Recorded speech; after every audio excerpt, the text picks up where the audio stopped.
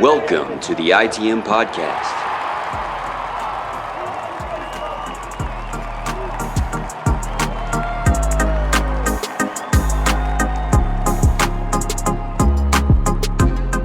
This is episode 353 of the ITM Podcast, the official Boston Red Sox podcast of the nation of Kenya. My name is Joey Copponi, that's Scott Neville, and the Boston Red Sox split a 4-game series with the Detroit Tigers. My name is Joey Copponi, that's Scott Neville. I already said that. Scott, how you doing? Well, they won on record day, so that always puts me in a bind. You know, it's always like I feel so negatively about this team right now. Mm-hmm. But then they win today, and it's like, all right, it's fine. They might be all right. Yeah. I mean, that's kind of how the team has been, is like in this place of like, they could be okay. They got to even out a little bit. They're still figuring it out. They're getting the rust off the wheels. But then also, no, they're not, and they're stinking, and they're terrible, and they might have some injury problems in the rotation right now, and they also might have some alarm bells going off with their ace. So I don't know where among those do we start? Do you want to start with Crochet? Do you want to start with Sonny Gray? I feel like those are probably the two most pressing things that we got to talk about. Yeah, I mean, we could talk about Crochet. I'm curious what you think about. Like we talked about concern meter. Like, where's your concern meter out of 10? Yeah, I mean, I think last week you were at like a 0.0, right? Yeah, I was totally chilling. And I think I said like a 2, right? Does that sound right? Yeah, sure. I mean, I don't really listen when you talk. I probably said something like that. Yeah, when you talk on the show, I don't really listen to it. I kind of just listen to myself, but. Yeah, but I don't even listen to it. I don't even remember. So I could have said that. I could have said something different. The listeners listen though, so they'll tell me. I think I'm probably at like a 3.5, 4. Like a.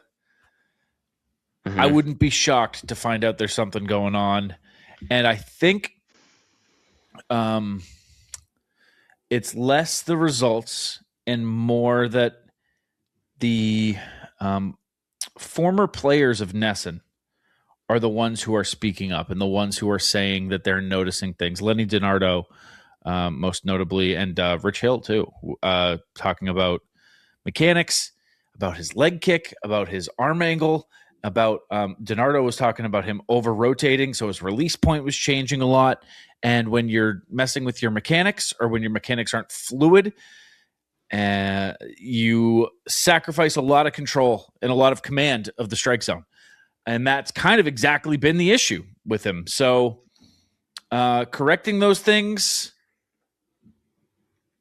could it just be a mental thing? Could it just be an extended or a shortened spring training thing? Yes. But is it more likely in my mind that it's a physical restriction that's keeping him from executing those same mechanics that he's had for years? I think that's probably more likely in my head. So that's what's bringing me up to that 3-4 range where I don't want to say worried, but it's noticeable now. It's a trend now. Yeah.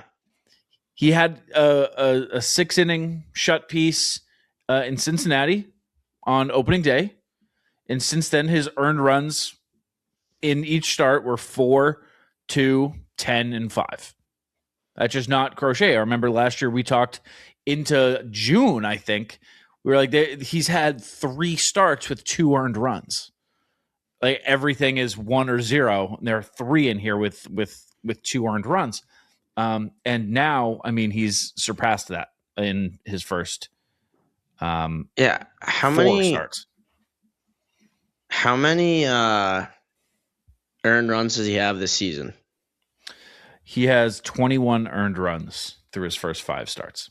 His ERA is now 7.88. What I want to know, I'm going to do this really quick. When did he get to 21 earned runs last year? Exactly. Yeah, that's what exactly what my I'm guess to do is right now. It's probably June.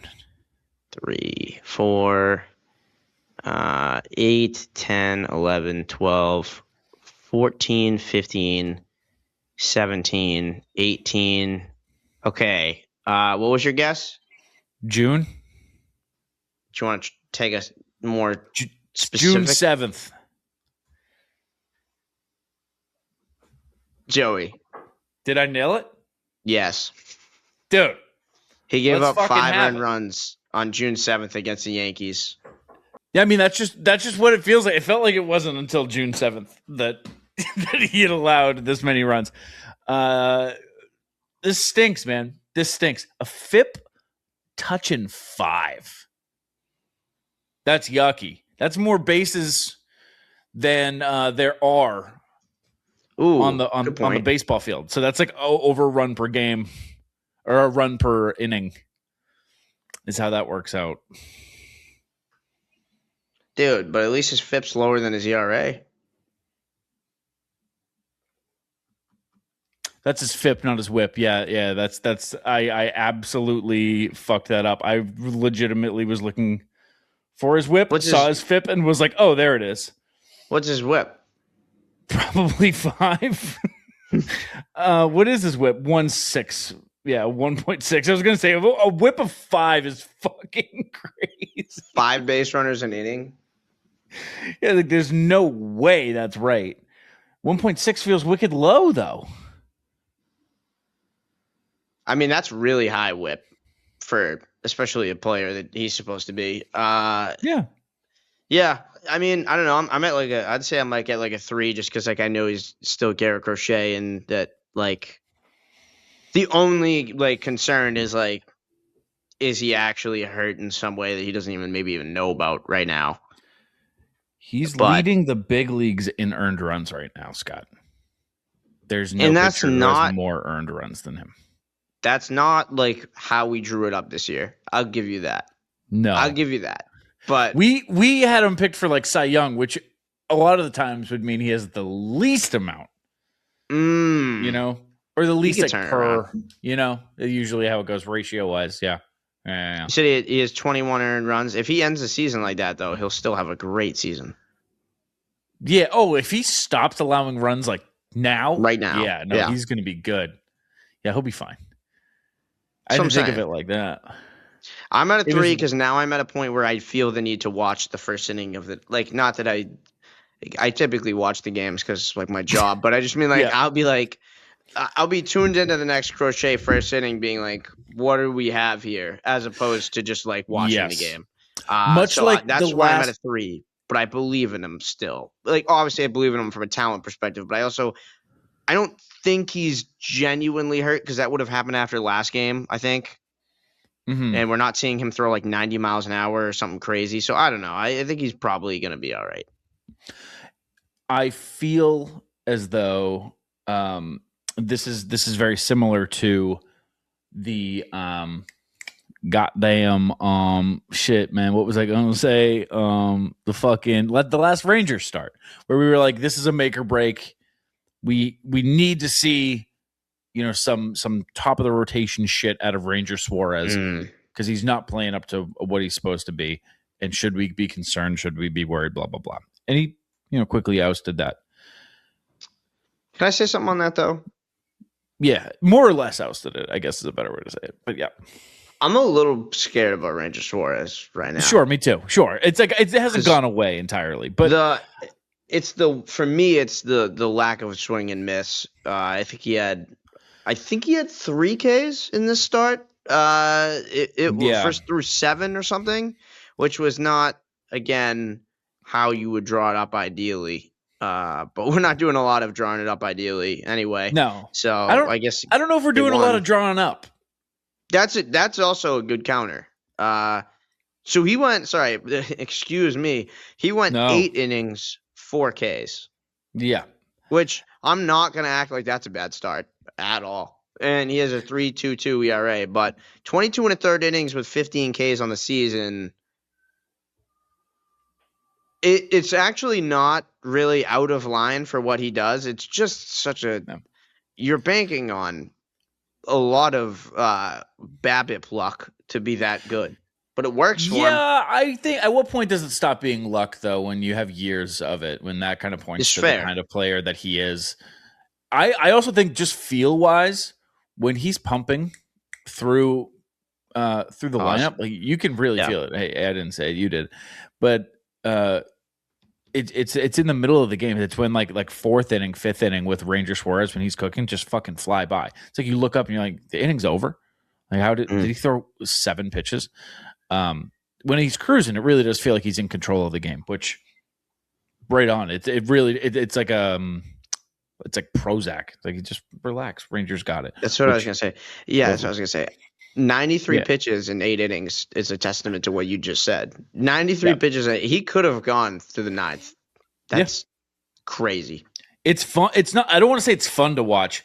It's a nice change of pace to watch where you're like, oh, nice. Like we're just back up to bat. Cool. I wish I was excited about anyone in the lineup, but like besides that, like cool, man. Right on. You say that, but his last start, the Red Sox teamed up to get 4 hits. Yeah, so maybe I should do my research. You're right. Yeah, but what I was going to say is like the way we felt about that Ranger start, where we were like, he's got to come out and do something. That's unfortunately the way I feel about Garrett Crochet right now about his next start. Like his next start is going to be the one that we all tune into to see like.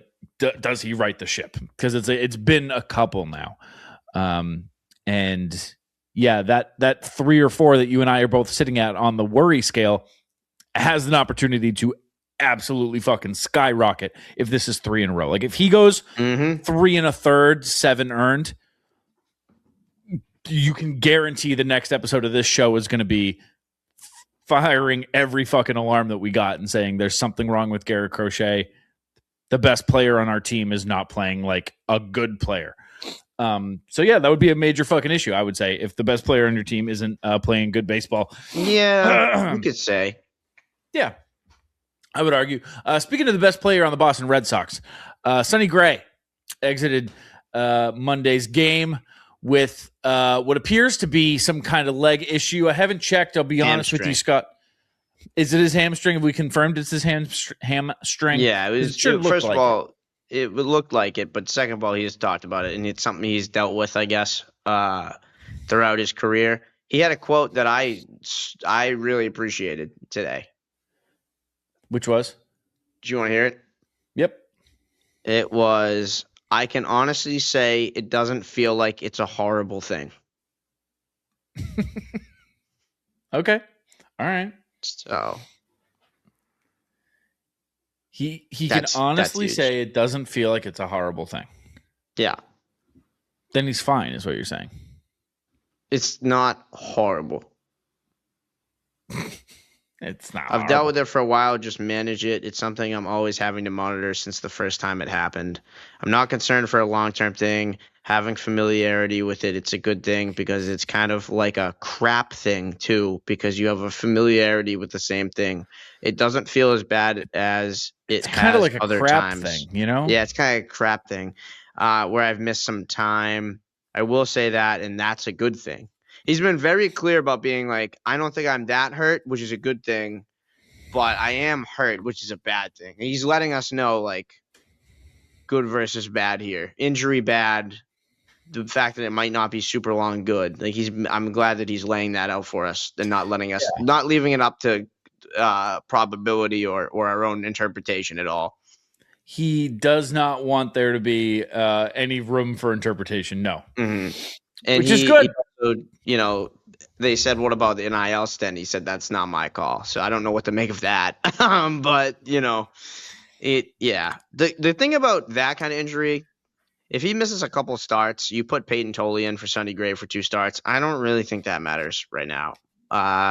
If it's actually an injury or there's a second injury to someone else, then we start to have a problem. But this is our depth. This is the depth of our team. So they intentionally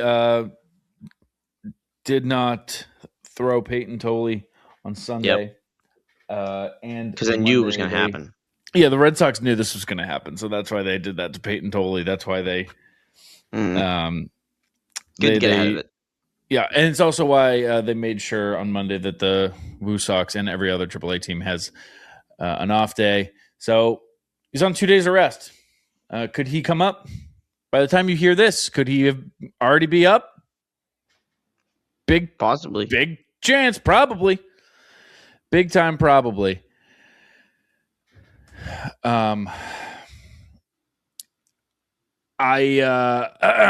Although Peyton Tolley can come up and fill the gap for a minute, and the Red Sox depth is a strong point. Mm-hmm. Any extended period of time without Sonny Gray, Bad. not great. As he would say, bad. Bad. He would say bad and not good. Yeah. He would say like not a good thing, definitely a bad thing. Might even call it crappy if he's frustrated. I'd watch it putting those kind of words in his mouth. Well, yeah, when he gets riled up, it would be when he gets riled up, he'll say crappy sometimes. He'll say crap. Sometimes if he's feeling crappy. Yeah, you got to get him real riled up, but he'll drop one. The Red Sox, their pitching has been stinky. It's apparently getting stinkier. But don't worry, because the offense is bad too. Yeah. But they can be good at times, but they're not really good at times. I'm saying that because I felt the pushback already. That's like, dude, they fucking split this series with the Detroit Tigers. The Tigers are supposed to be near the top of the AL. How are we going to sit here and say that they stunk, especially when they scored 8 runs in the finale? I'll tell you exactly why. Because after this game, the Red Sox are 24th in runs scored. They are 27th in slug percentage. They are 27th in OPS. They are 24th in runs batted in. They are 28th in grounded into double plays, which is almost 1 per game, Scott. They are 27th in total bases, and they are tied for dead last in home runs. There's been a lot of talk about that last one because they lost some power, and then they said they needed power, and then they didn't get power because the whole thing was that they were going to get Alex Bregman back and add a power bat. And instead, they didn't add Alex Bregman, and they got Wilson Contreras, which, God bless him, is a bat with some power. Is he your team's focal power bat? Not on most teams. Has he lived up to his end of the bargain? Yeah. But like his end of the bargain is not 40 home runs. So the other 8 slots in the order have somehow all regressed almost like completely. Like they're like everyone else took a step back somehow. That projection of home runs where nobody hits 20 now looking very real. Because I mean, the guys that you look at and say those are good players on MLB The Show just can't hit right now. Scott, I wanted to run you through how every single run was scored by the Red Sox in this series. I would love that. That sounds exhilarating. Because I looked up where the Red Sox ranked in sacrifice flies this year. Because I was legit like, they have to be the most sac fly team in the world. Because every time a run scores, it's a fucking sac fly. No, I was wrong. They are. You know what? I'd be curious.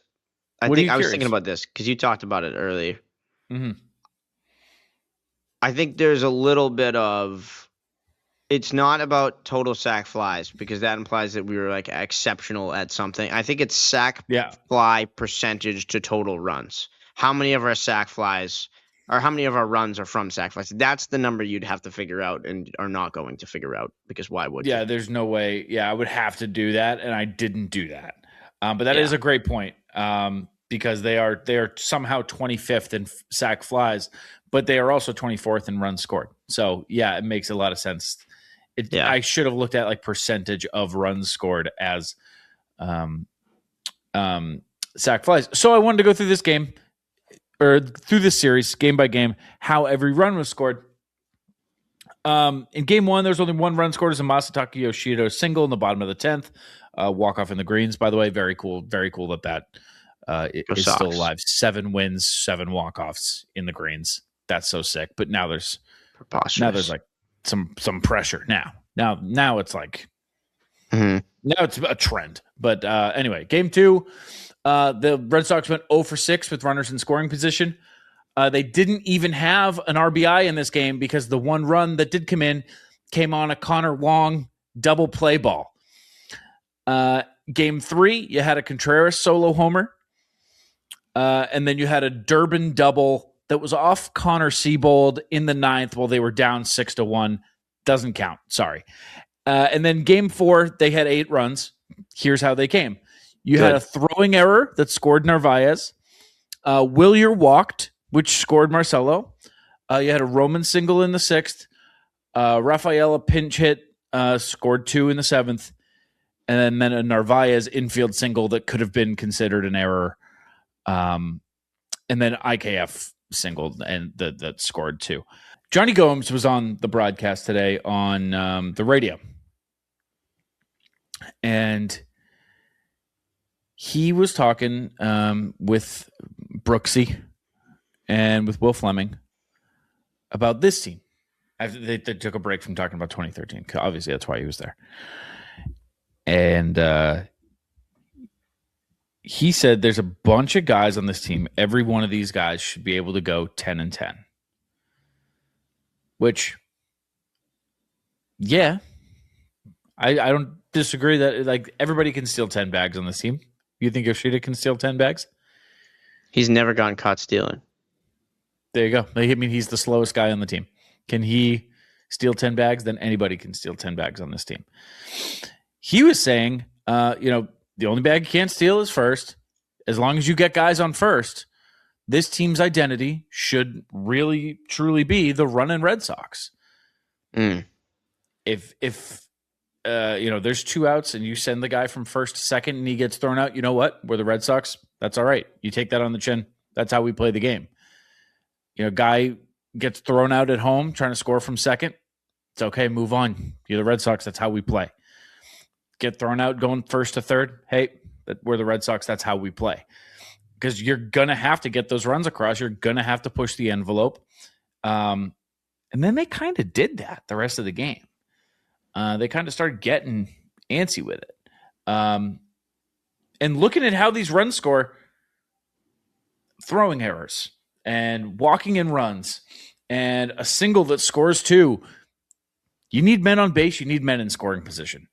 Because the guy to come up and clear the bases is not. Well, I guess I was about to say it's not going to be Caleb Durbin, but the dude loves doubles right now, so maybe it is Caleb Durbin. But you don't have that big bat to clear the bags for you that you can rely on.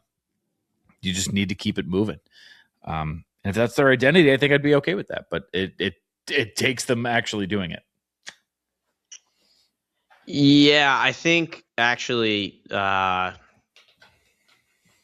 Red Sox stats had a similar kind of take that I'm about to say. They kind of sparked this for me, but the problem with this offense to me is what you're saying is true, but typically the teams that have no power and rely on things like that have a high on base percentage, and they don't chase and they don't whiff and they walk and they don't strike out a lot. And we're doing all of the striking out, none of the walking. We're not getting on base. So it's hard to be what Johnny Gomes is trying to do when, guys like Jarren Duran can hit 200. Like Trevor Story, what 25 to 25 to start last year or something like that in stolen bases. He's not hitting 200 yet. Like that is the problem we're having. Like Can't steal that's a first. great idea. But yeah, you got to be able to get on. And you also, it doesn't help when you get a guy, you move him over to second, but then 3 guys strike out in a row because they're swinging at some of the worst pitches you've ever seen in your life. Yeah. So they could be that, but you need them to wake up a little bit because Jarren Duran can be that. He strikes out a decent amount. Trevor Story strikes out a decent amount. They all do that, but they need to at least hit 260 with that strikeout rates they have, and not 190. I just think there needs to be a solid idea, direction, identity, leadership, all that stuff. I think that's way more important with this team in particular than I've ever felt in I agree. my time watching the Boston Red Sox, because there's just things that they do that show that they don't have a plan. Like some of the pinch hit decisions, even in game 4 where they end up winning, but some decisions there from a managerial standpoint, you're like, wait, what? Like what are we doing here? Some decisions of lineups day to day,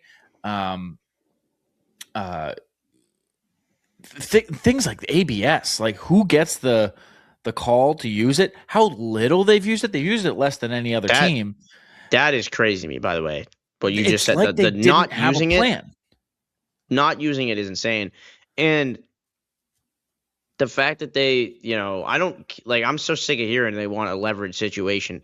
If you change a count in the 3rd inning that leads to a home run, that run matters just as much in the 1st inning, the 3rd inning, as the 9th inning. Sure, if you want to go with they want to use them more when there's 2 guys on, whatever, I guess, but you're not getting anybody on. So let's turn that 3-0 count into a 4-0 count and get a guy on versus we're going to save it for when the bases are loaded with no outs, because you're gonna screw that up anyway. Let's at least get people on base. There just needs to be, I don't know, something cohesive, because if the idea was, hey, we're not going to chase, we're going to walk a lot, we're going to be the on-base Red Sox, we're going to be the run-in Red Sox. Like, is that the most exciting baseball in the world? Not really. Is it the baseball we're used to? Not really. But something cohesive and something, that defines your team. I don't know. It feels more needed now than ever before, because I don't know. There's some strange mentality. They're not going to win on talent. Also, can I? What did a sneaky talk? Is that what the it used to be? Yeah. Sneaky talk, really quick. Isaiah Kiner Falefa couldn't lay down a fucking bunt, right? And then he got a hit an inning or 2 later. And he did the I can't hear you to the crowd. Am I wrong? Is that what that was? I'm 90% sure he did it I can't hear to the crowd. Brother, you are not in a place to be boo me now. I'll boo you now. I'll boo you. Listen. Yeah. I'll boo you. Okay? $6 million. $6 million to play in, I think, 9 games so far. And be stinky poo-poo, I'll boo you. I'll boo you. And that's all for sneaky talk there. Also, Will Fleming, when IKF got that hit, said, "Is he in the hizzy?" And I needed to bring that to everybody's attention. I'm glad you did, because I wasn't going to. And it's horrific. And it's because that. And I hadn't heard it before, but also, and never will. But oh boy, now you have. Thank God. Any other thoughts on this series that you wanted to dump out of your head? Yeah. We gotta do the pitching preview. Okay,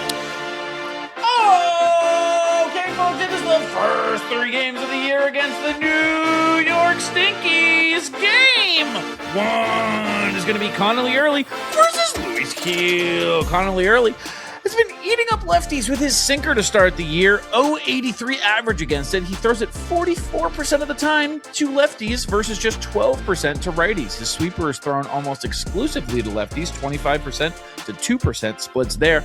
Dude has 2 completely different arsenals, and everything is working right now.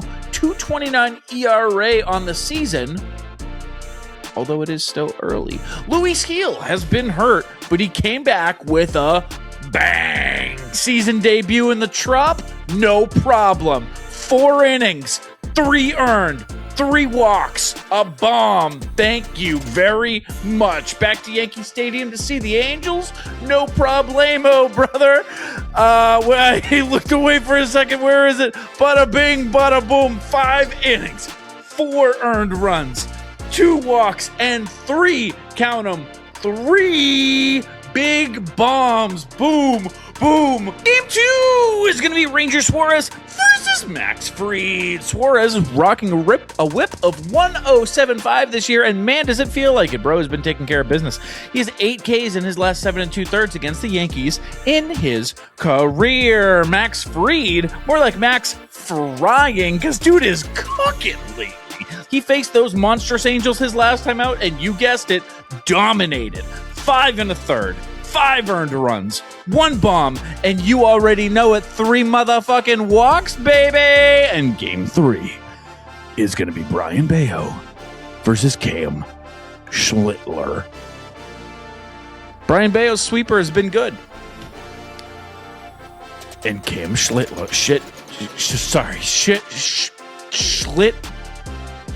Schlittler versus the A's, 5 innings, boom.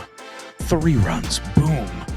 Versus the Rays, you already know, baby. 5 innings, boom. 3 earned runs, boom. 7 hits from the Tampa Bay borderline homeless Rays.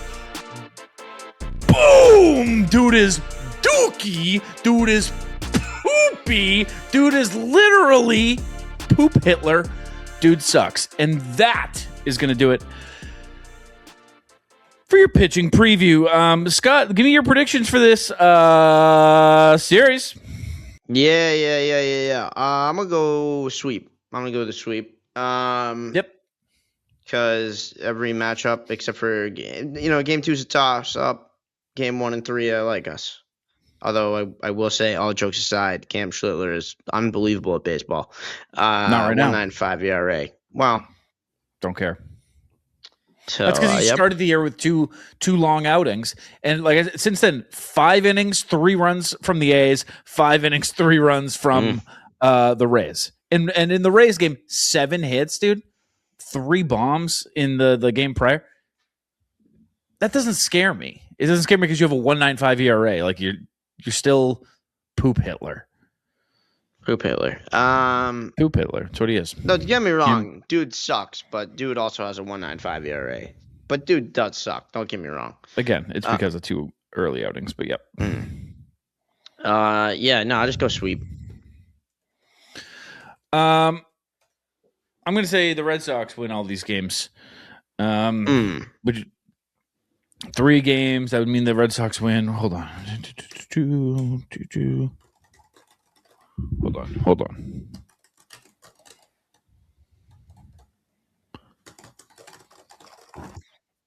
Yeah, they're going to win 3 games. 3 times out of 3. What? I just, in slamming my keyboard like that, I just started a video or something somewhere. No, I don't hear it. It's in my headphones. There we go. Yeah, they win all 3 of these games. They're 9-13 right now, these Red Sox. Being a game under 500 after sweeping the Yankees would be okay. If they win 2 out of 3, they'll be 11-14. That's all right. But man, walking out of here 12-13 with Los Yankos coming down to 13-12. That sure would be nice, now wouldn't it? I wouldn't hate it. Sure would be nice. That'd put us within a game. Yep. Of them, at least. And then there would probably be some overtaking. Who knows what Tampa would do, whatever. It's crazy to me that Toronto's having a worse season than us. It's unbelievable. I mean, it also goes to show just like where Toronto's fandom really lies, because they were World Series favorites, and now they're at the bottom of the division, and I'm not seeing or hearing from their fans. At all. No, like I didn't know that until today. If that was happening to us, we'd be kicking and screaming. Like it would be the only thing that you hear about. And Blue Jays are, I don't know, they don't have real fans. Yeah. So enjoy I don't know, watching the Bruins in the playoffs or whatever it is you guys are doing in Toronto. Hate watching the Bruins, which I guess you can't really say much about right now because tough start over there. Yeah. There's been better starts. There's been better starts in NHL history for sure. Don't get me wrong.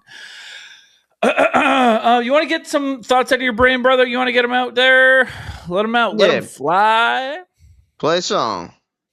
You can go ahead. I'm not gonna play the song today. I don't think you can just. Nah, say I think you are. I think I'm you're not gonna play the song. No, it's all you. All right, you go. I got nothing. All right, all you. I got nothing. Oh man. Well, I guess I'll end the segment there then.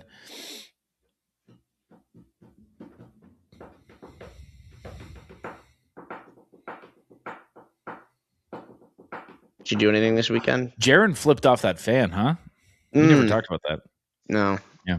Twins looked into it. They couldn't find anything, which is crazy because there was like 8 people in the crowd. So you'd think like a microphone would pick it up. I don't mind it. I think more fans should be flipping, or more players should be flipping off fans. Here's the thing. My take on it is kind of stupid and annoying, but I don't actually believe that. I'm just saying that because I know that that's what people. It's time to empty your brain of thoughts with Joey and Scott. Empty your brain of thoughts with Joey and Scott. What do you got? It's time to empty your brain of thoughts with Joey and Scott. There's a line. Mm-hmm. And you just Sucks, fucking love to doesn't it? cross it. Yeah. It's annoying. It's not isn't funny it? when you do it. Yeah. It's very, very funny when It's I not do my it. fault. It's My not fingers funny. slip. I can't even do that. I'm not even the production guy. I don't know what I'm doing. I could have hit any of these. My actual take on the actual flip itself is like it should be within the culture to like just say fuck you to fans. I guess it should. I don't know. I kind of feel pressured that I have to have that take, but I will have it. My second half to the take is Jaron Duran should not be the guy to change the culture, and he isn't the guy to change the culture. So it's a matter of like, hey, that's just not how we do it. So like, you're not the guy to change it. Sorry. If Mike Trout was like, that's how we do it. Whatever. I don't know why Mike Trout, a veteran established guy. If Bryce Harper was like, that would make sense. We can do that. Then it can be like, yeah, it's changing the culture. When Jaron Duran does it, you just kind of still look like the whiny guy that you've established yourself as. And when nobody can corroborate the thing you said was said, that doesn't help your case. So I don't know. It's like it's a finger. Were you offended by a finger? Like, I'm not fucking swearing on this show. Like, I get it. It's just also like, this again, dude. Again, like, how often are the Red Sox going to be front page news because you did something stupid to a fan? That's why I've said on this show a million times, and I'll say it again: 0% chance they ever extend. I don't even think they talk to him about an extension. I don't think they love being associated with the kind of shit that Jaron does. So. This is just another piece of that. So he's just going to kind of continue to stack those up, and that's whatever, because I don't see that changing anytime soon. And really quick, this is off air. So pretend if you're listening to this, turn the volume down at home. This is just for me and Scott. This is just an off air conversation, really quick, dude. The whole like, I shouldn't have even like brought up my mental health then. I guess I like shouldn't have even said it because like, I don't know, like now everybody is like getting it. Like I should have just like kept it to myself. That's so classic, like emotionally abusive boyfriend shit. Like, I shouldn't have even like told you my feelings because now like you'd know, and like I just like shouldn't have said anything. I get what he's saying, because like it's now like he basically told people how to get in his head, and he's trying to be a professional athlete, and now every time he goes on the road, there is this, not even on the road. I mean, I'm sure there's plenty of opposing fans at Fenway the last few years, and if you tell someone how to get under your skin, that'll affect your play, and they're gonna use that. So I get what he's saying, but yeah, I don't know. This every time Jaron Duran has done something, I've always been on the like, who cares? Like, I think it's kind of funny. Like, I like it. I kind of like it. I know. I feel like every young person in baseball coverage has that take. Maybe that's why the difference. And I just feel like a fucking asshole for being the guy to be like, no, I care. Like, You're I don't 30. want the guy. I don't want the guy whose like jersey is selling to be the guy who's flipping off fans. I don't want to be the guy who's like trying to jump into the stands. I don't I want like it to be that. that guy. I Like think that's fucking, I don't know. I know Jaron personally, and I'm still like, dude, that's fucking stupid. Like, take it on the chin, dude. I don't know. I'll say I don't this. know. Have I ever? It would be cooler if he was hitting 300 doing this, but I still Yeah. think it's awesome. I I don't just know. I just think I I'd like grow the up a little idea bit. of just being like, yeah, he told me to kill myself, so I flipped him off. Yeah, if he was a badass, yeah, if he was a but he's not like doing it like, yeah, I'm a badass. Like, yeah, come say it to my fucking face. He's just like, I don't know, it just comes across as so whiny. And like, while you're, I don't know, that happened when they were what, like 7 and 12 or something. It's like, yeah. fucking, I don't know, whatever. It's stupid. I just don't like having to keep talking about it too. Like, can we just talk about like, I don't know. How like they play on the field and how good it is. Yeah, just like, man, they rocked tonight when they won that baseball game. And instead it's just whatever. But whatever Jaron is mad about today. Any thoughts in your brain, brother? Rarely, very rarely. I don't love how often the new guys are getting to pitch out of the fact that we can't go 5 innings as a starting staff, except for Ranger, of course. That's becoming annoying. Again, I'm seeing a lot of Jack Anderson lately, which it's no shade to Jack Anderson. It's just every time it's if you are a little late to start watching the game, you all you're going to see is Jack Anderson and Moran and Ryan Watson, and it's like, dude, like Aroldis Chapman got like in this game for the save, or like he started warming up, and I was like, oh, dude, I haven't seen this guy in like 3 weeks. I was like, I forgot, like, man, he pitches once a month at this point. Yeah. Him and please help me. Garrett Whitlock. Yes. Seeing a lot of. What do you got? You got nothing. You know who else we're seeing a lot of is John Henry. He's just like at Fenway a lot. He's like been around, but him being like in the owner's suite and like actively watching the game is new. So I don't know, do with that what you will, because I wouldn't say this is like a season where the Red Sox have pushed all the chips in and are trying to win. Or interesting like timing. Interesting timing for him to come out of the woodwork. I do think I don't really care for that until he starts talking to like the media, which is weird take, but like the fact that you can't be like he's been so available. It's like he's talked to the media like once in like 7 years. I think it's 8 years. Yeah, it's more like, what is he here for? You're just like, seeing there has to him be more. something. It's true. No, I mean, I do though. I think I do feel like he's in the suite a decent amount. Like the amount of times I've gone to games and seen him like when we're in our standing area, when we look over and he's there, and I feel like it's not even so much that. I think it's the thing, like he signed autographs the other day. People are saying they see him more in that, the media elevator, but like it's like to the common, like anyone can go in. It's just not that many people know about it. Like people are seeing him there more. Like Cotillo talked about that, and like I don't know. He's like he is more visible, but he's still not like. And admittedly, like, what is he gonna like have a press conference in April? But I'm waiting. It's not about. To me, it's that it's more like, bit. I want to get quotes. I just don't know why, what interest he has in coming and watching. Because the whole thing before was like we couldn't fucking find the guy, and now he's just at Fenway in April, and we stink. Like there's nothing exciting going on. Yeah, and like. It makes the gears turn, and you start to run with like conspiracies, and I don't want to start to throw out stuff that isn't true, but it makes you start to think about like job security of people, and is he here more as an authoritarian than anything else? You know, is he here to supervise and maybe intervene? And I think that's on the table. But also, I mean, it's such a weird time because the Red Sox, like I said, they're not in a year where they're pushing the chips in by any means.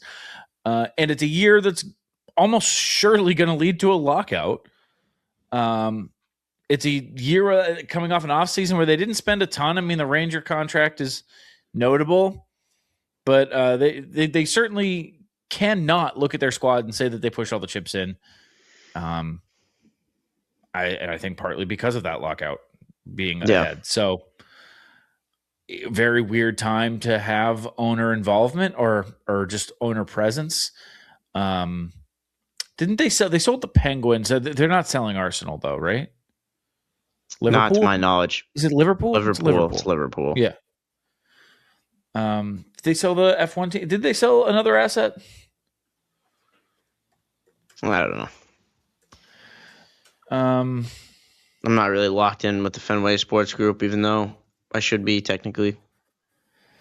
Yeah, no, they sold part of the Liverpool thing in 2023.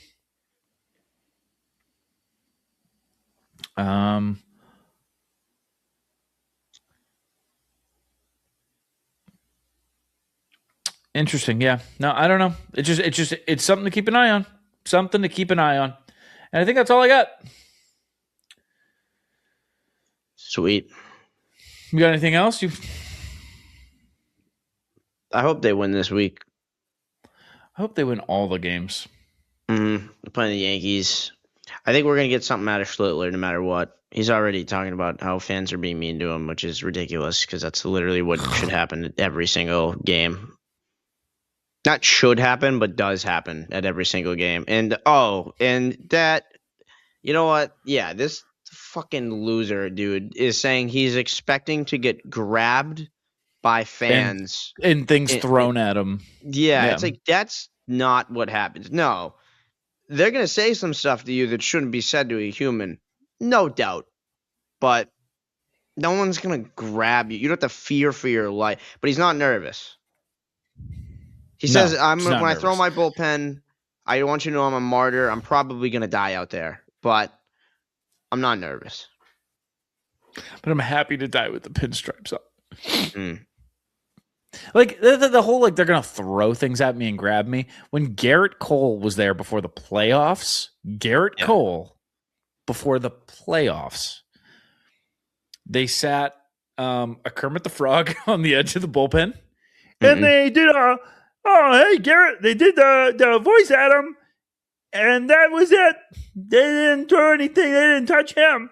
Before the playoffs. I mean, listen, they were saying horrific things to him. And people know who Garrett Cole is. Yeah, that's the big difference is like we dislike him because he's been like good, know who he is, all that. No. Like people will say fuck you because, I mean, honestly, because fuck you, you know what I mean? But, I don't know, whatever, man. I hope he gets shelled. I really, really do. The worst part in my mind is that I could picture him like owning it on Twitter and being like, "Oh yeah, I got my number this time," and like that's not going to cut it for me. You shut the fuck up. So I hope he doesn't take it well too. All right, that's all I got. All right. Follow us on the socials at ITM_pod. You can follow me at Joey Copponi. You can follow him at Scott Neville 46. Just like how many runs Cam Poop Hitler is going to allow in this series. Go subscribe on the YouTube, would you? Scott will send you $4. 40. I give you send $1,000. For Scott Neville, I'm Joey Copponi. Go Sox, kid.